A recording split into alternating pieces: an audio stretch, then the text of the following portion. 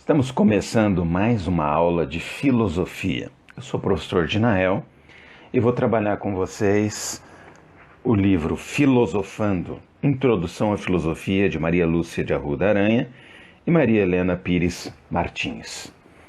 Esse conteúdo se encontra na página 121 do seu livro didático. Traz como título Filosofia Moderna e Crise da Metafísica. Na aula de hoje, nós vamos tratar dois tópicos desse tema. O primeiro tópico, que está na página 122, que fala sobre as mudanças que ocorrem na modernidade. E o segundo tópico, que fala sobre o racionalismo cartesiano, a dúvida metódica. Em termos gerais, os principais objetivos do estudo completo do capítulo serão os seguintes: distinguir racionalismo e empirismo, compreender a dúvida metódica cartesiana, identificar as características empiristas de Descartes, diferenciar o pensamento dos três principais empiristas, caracterizar o ceticismo de Hume e o criticismo de Kant, compreender como Kant supera o racionalismo e o empirismo, distinguir dialética hegeliana e dialética marxista, contextualizar o positivismo, caracterizar materialismo dialético e materialismo histórico e, por fim, compreender o conceito de ideologia. Primeiramente, vamos analisar o contexto histórico em que René Descartes produz o seu pensamento. Ele produz num período que é conhecido didaticamente como período moderno. Esse período moderno, ele se estende ali do Renascimento, passando pelo período moderno propriamente dito e chegando ao período do Iluminismo, lá no século XVIII. Nesse contexto, muito do conhecimento humano que tinha sido construído pela humanidade ao longo de séculos, nesse período aqui especificamente, eles se mostraram falhos. Só para a gente ter uma ideia pálida do que era o volume de transformações que ocorreram neste período. Neste período, ocorrem as grandes navegações quebrando um paradigma. Acreditava-se que Portugal seria o fim do mundo. O imaginário popular trabalhava com a ideia de que não existia nada para além do Atlântico.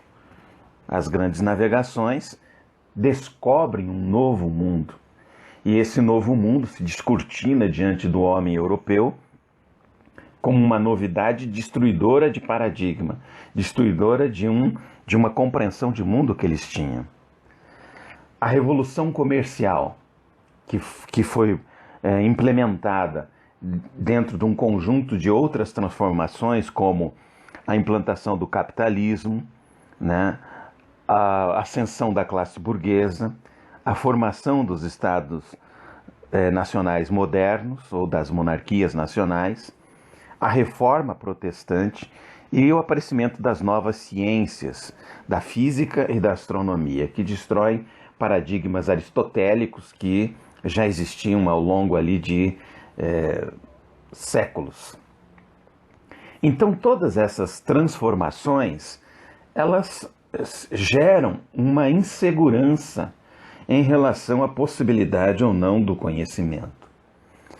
Não se tem mais certeza se o ser humano consegue chegar a uma verdade absoluta, universal, válida em todos os tempos. Filosoficamente, essa modernidade, então, vai buscar essa certeza, tentando evitar cair em conhecimentos que fossem tão frágeis que ruísse ou caísse novamente, mostrando a sua falibilidade. Há uma inversão aqui, começa a haver uma busca, não pelo conhecimento nos objetos, mas pela capacidade dos indivíduos de conhecer. A Idade Moderna, ela volta-se então inteiramente, filosoficamente falando, para a questão do conhecimento.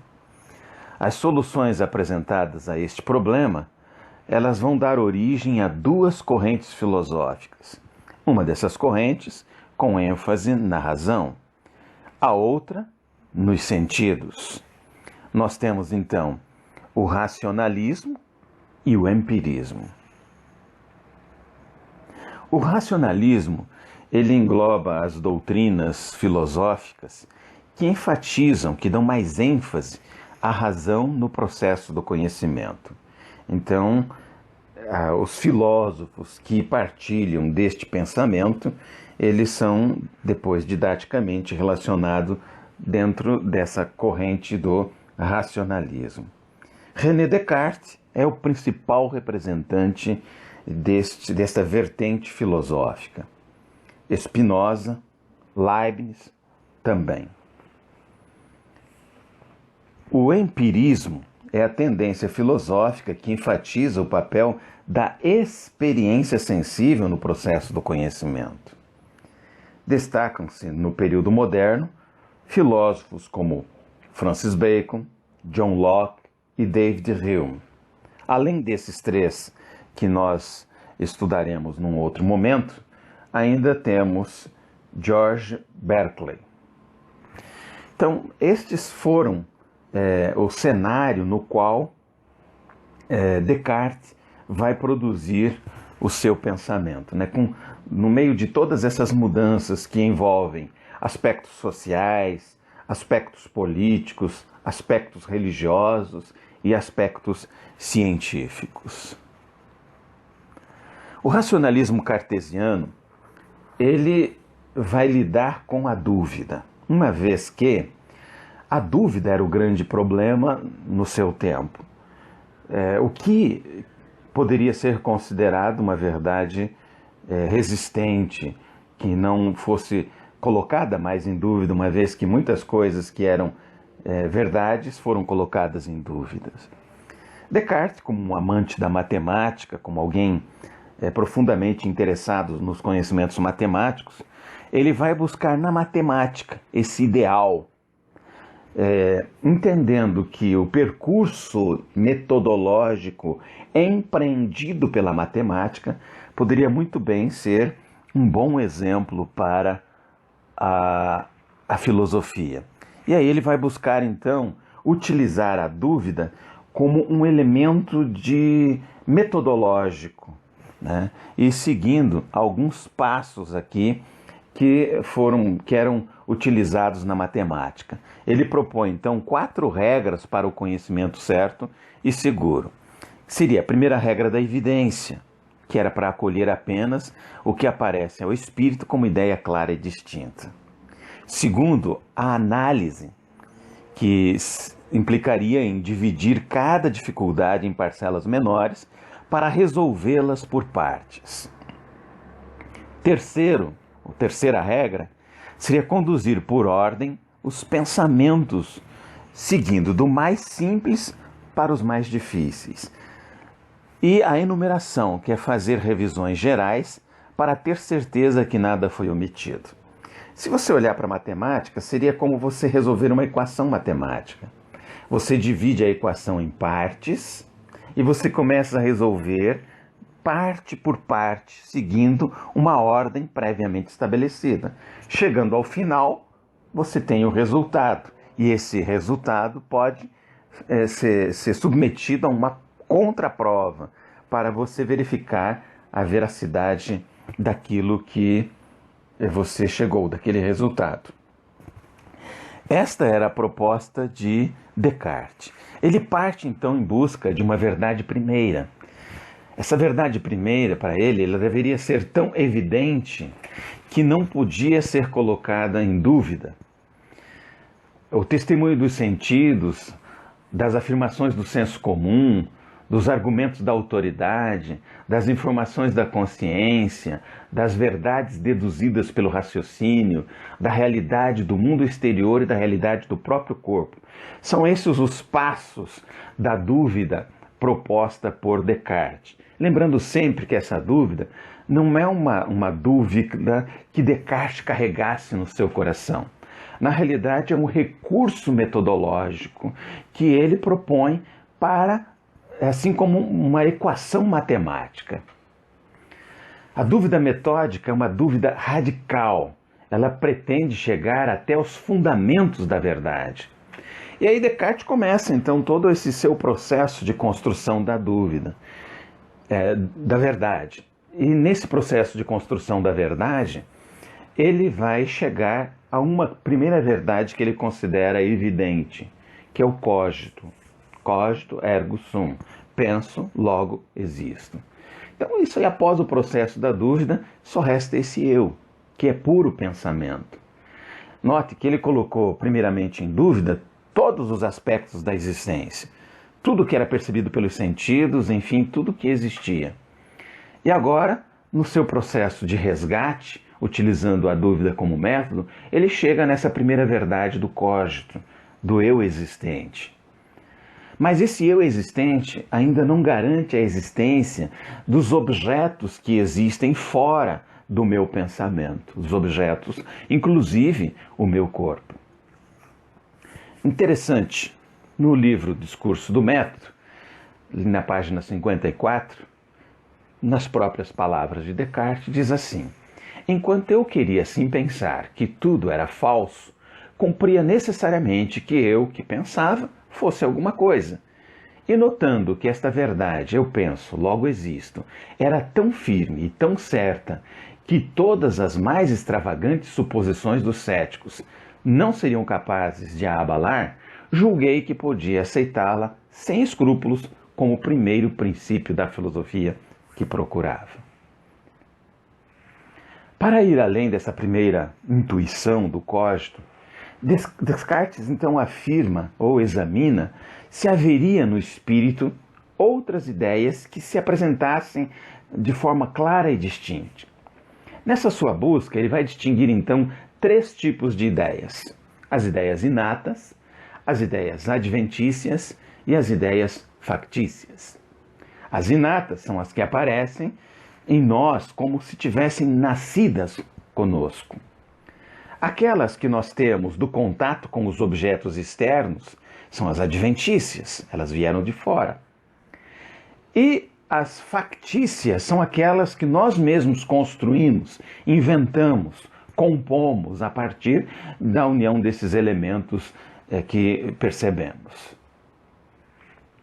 E aí, nessas ideias inatas, ele encontra uma ideia que não encontra correspondente externo, que é a ideia de Deus.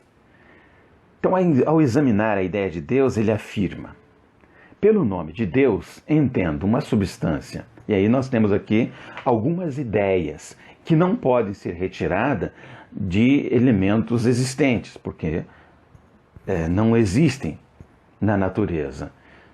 O infinito, o eterno, o imutável, independente, onisciente, onipotente, e pela qual eu próprio e todas as coisas que são, se é verdade que há coisas que existam, foram criadas e produzidas. Então essa era a ideia de Deus que Descartes tinha, e ele percebe que essa ideia de Deus aparece para ele de forma clara e distinta. E aparece também junto com a ideia de Deus a ideia de perfeição. E se Deus é perfeito, ele tem que existir tendo todas as perfeições, inclusive a perfeição da existência. E assim ele chega à conclusão de que Deus existe. Se Deus existe, ele não pode me enganar, porque ele é perfeito. Então, a existência de Deus é colocada por Descartes como a garantia de que os objetos pensados por ideias claras e distintas são reais. Portanto, o mundo existe de fato. E dentre as coisas do mundo, o meu próprio corpo existe. Note que aqui no processo de construção do conhecimento agora, ele parte da primeira verdade. Eu existo. Eu existo e tenho ideias claras e distintas. Algumas delas vindas de fora, outras que eu mesmo construí e algumas que nasceram comigo. Entre as ideias que nasceram comigo, que são inatas, está a ideia de Deus. E dentro da ideia de Deus, a ideia de perfeição. E se Deus é perfeito, ele não me engana. E se eu percebo meu corpo, se eu percebo o mundo exterior, então Deus é a garantia de que essas coisas existam. Então a consequência desse pensamento cartesiano, dessa ideia, desse cogito que ele constrói a partir do seu raciocínio, é um dualismo psicofísico, ou uma dicotomia, uma separação entre corpo e consciência. Nessa compreensão de Descartes, o ser humano é um ser duplo, composto de substância pensante e substância extensa, material. Estabelece-se, portanto, dois domínios diferentes, duas buscas diferentes. Primeiro, os corpos, que são objeto de estudo da ciência. O meu corpo é um objeto de estudo da ciência. Mas Descartes, ele, ao separar corpo e mente, ele coloca a mente apenas como objeto de reflexão filosófica. E nós veremos depois, quando estivermos estudando filosofia da ciência, que essa separação promovida por Descartes, ela vai ser mais um obstáculo para o desenvolvimento das chamadas ciências humanas, que ocorre lá no final do século XIX. Por que isso? Porque entendia-se que a mente era inacessível. Não tinha como se estabelecer ciência ou uma verdade absoluta a respeito daquilo, da nossa mente. Então, nós só poderíamos construir reflexões filosóficas a respeito disso. São esses, então, as principais ideias aí de Descartes.